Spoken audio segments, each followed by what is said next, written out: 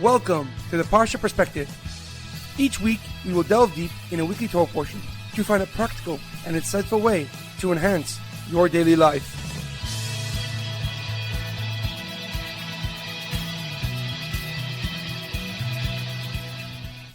Thank you for tuning in. My name is Rabbi Shalom Yemini, and each week we will look into the weekly Torah portion to find practical and insightful ways to enhance your daily life. This week's Parsha Perspective is in honor of our homeland, Eretz Yisroel May G-d. May God protect our brave soldiers, and may God return all the hostages from Gaza immediately.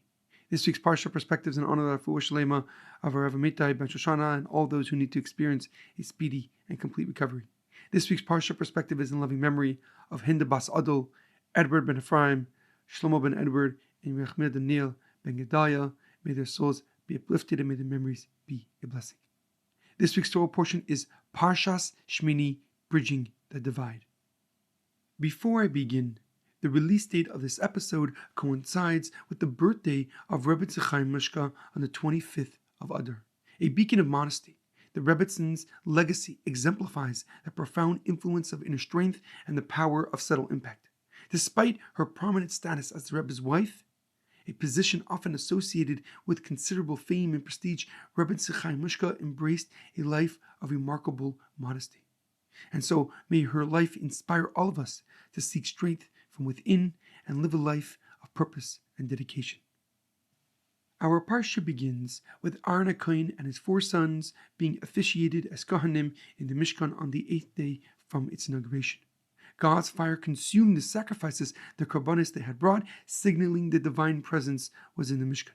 And amid all the excitement, Aaron's eldest 2 sons, Nadav and Avihu, presented a ketoros offering, an incense offering without direct command, a decision that led to immediate and tragic consequences. Immediately, a heavenly fire came down and consumed them, killing them instantly. Moshe Rabbeinu quickly ordered his cousins to remove Nadav and Avihu's body from the Mishkan. God then spoke directly to Aaron HaKohen and commanded him and all future Kohanim never to drink while working or in service in the Mishkan or Beis Hamikdash. If intoxicated, a Kohen may not differentiate between the pure or impure, potentially making a fatal mistake. The Parsha concludes with the signs that distinguish between a kosher and non-kosher animal. Kosher animals must chew their cud and have split hooves, while kosher fish must have fins and scales. However, a question comes to mind. Following the death of Aaron's 2 sons, Nadav and Avihu, the Torah recounts a rather interesting story.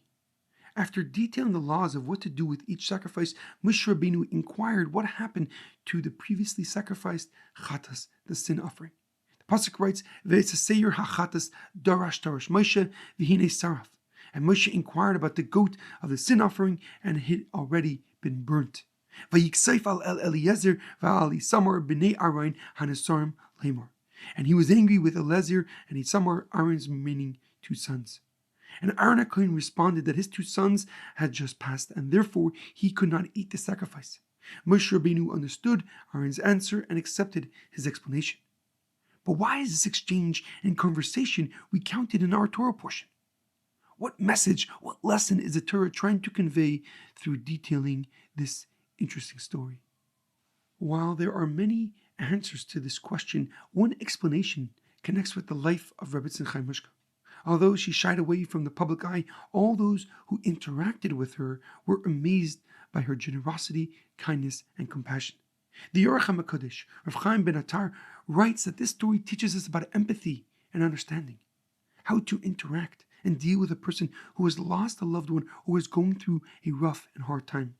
When Moshe initially sees that one of the sacrifices had been not done correctly, he chastises Aaron's 2 sons for not following his exact instructions.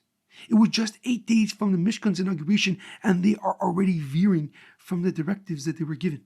And this follows the death of their older brothers who died because they did not adhere to the guidelines that Moshe Rabbeinu established.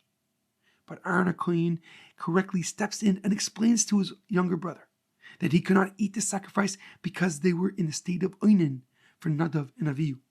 According to Jewish law, after a death of a loved one, a person assumes the status of an oinen until the deceased is buried.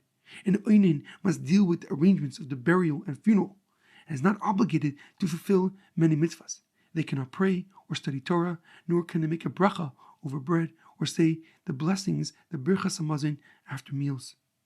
The Yirachmiel HaKadosh quotes the Teras Kohanim, that when Moshe Rabbeinu saw the ashes of the korban chatas, of the sin offering, of the sacrifice, he immediately got upset with Aaron and his sons. Why weren't they following God's instructions to the letter of the law? Wasn't Nadav and Avihu's death enough to reiterate, to demonstrate that they must follow God's command precisely and not deviate in any way? And while Moshe Rabbeinu may have been correct, according to the Yirachmiel HaKadosh, his anger caused him to forget the status of Aaron and his sons. And therefore, when Moshe Rabbeinu heard Aaron HaKohen's response, he realized immediately that he made a mistake and accepted responsibility. The pasuk details Moshe Rabbeinu's acceptance. Vayishma Moshe, and Moshe heard, Vayitav be'inav, and the explanation was good in his eyes. The Yirachmiel HaKadosh explains that this episode follows the death of Nadav and Avihu to teach us the compassion we must have when interacting with a person who has suffered a loss. We must be extra mindful of their pain and recognize the gravity of their loss. We should offer our unwavering support and understanding as they navigate this challenging time, this challenging period of their lives. And by all accounts, Rebbetzin Chaya Mushka epitomized a profound level of understanding, kindness, and compassion. Her humility and generosity extended not only to those who were unaware of her identity, but also to the Hasidim, whom she regarded with affection and concern that one reserves for family.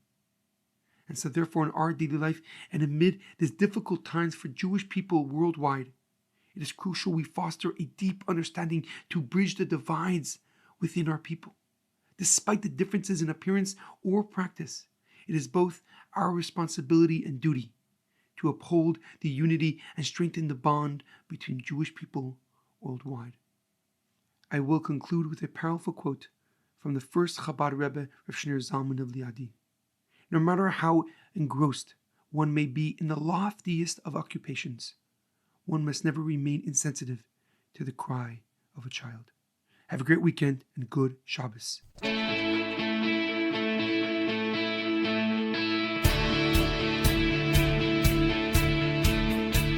Thank you for tuning in to the Parsha Perspective. Check out our website, theparshaperspective.com. Send thoughts and comments to theparshaperspective@gmail.com. Till next time, thanks for listening.